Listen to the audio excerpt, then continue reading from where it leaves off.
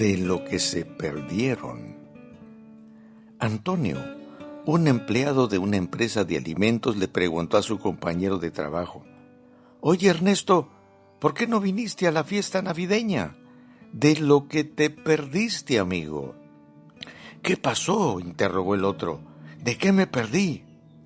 «Pues además de los premios por productividad», añadió Antonio, «se repartieron juguetes para nuestros hijos y, escucha, se rifaron 10 pavos para la cena de Navidad».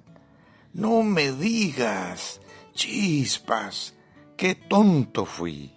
Todo por quedarme echadote en la casa viendo la tele», dijo Ernesto, lamentándose terriblemente. Esta experiencia de pérdida por negligencia nos ayuda a reflexionar en otra pérdida, por supuesto, de grandes dimensiones y de mucho mayor trascendencia, como lo fue la que experimentaron aquellos que, cuando nació Jesús, se negaron a venir a recibirlo como su Salvador y Mesías. A la vez, nos revela lo que pierden en nuestros días aquellos que aún le rechazan y le dan la espalda al Hijo de Dios.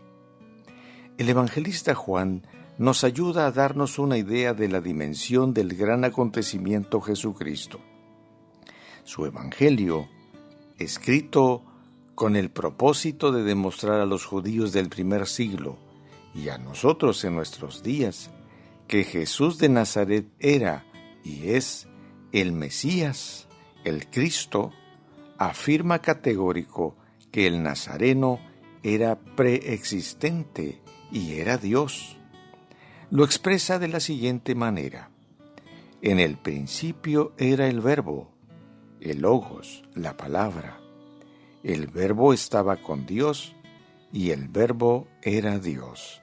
Juan capítulo 1, versículo 1. Algunos comentaristas bíblicos liberales han señalado que el Evangelio de Juan, por ser diferente de los sinópticos, es decir, de Mateo, Marcos y Lucas, está datado a fines del siglo II. Pero el doctor César Vidal, historiador, teólogo cristiano evangélico y erudito en ciencias bíblicas, durante la conferencia Jesús más que un rabino, que fue transmitida por Betel Televisión de Perú en YouTube, afirmó categórico que el verbo, logos o palabra no es una idea de fines del siglo II, como muchos dicen, sino que es un concepto conocido de los judíos. Es la palabra en arameo memra. La memra aparece siglos antes del nacimiento de Jesús. Es más, era el término que en los targumín arameos, que son traducciones y comentarios de los libros del Antiguo Testamento al arameo, se utilizaba para hablar de Jehová. Ellos no escribían Jehová, ni el tetragamatón, escribían la memra.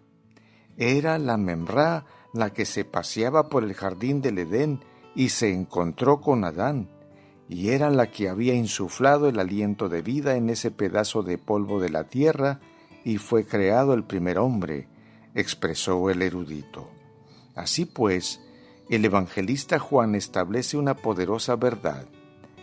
Dios se hizo presente en la historia.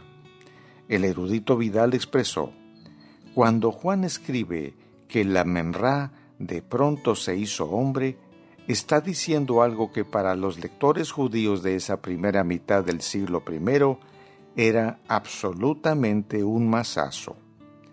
Durante siglos han estado hablando de la memra, del logos, del verbo, la palabra, que se manifiesta a lo largo del Antiguo Testamento, dice Juan. Lo que yo les anuncio es que esa memra se ha hecho hombre, y nosotros lo tocamos, lo vimos y lo palpamos, porque era Jesús de Nazaret, afirmó César Vidal.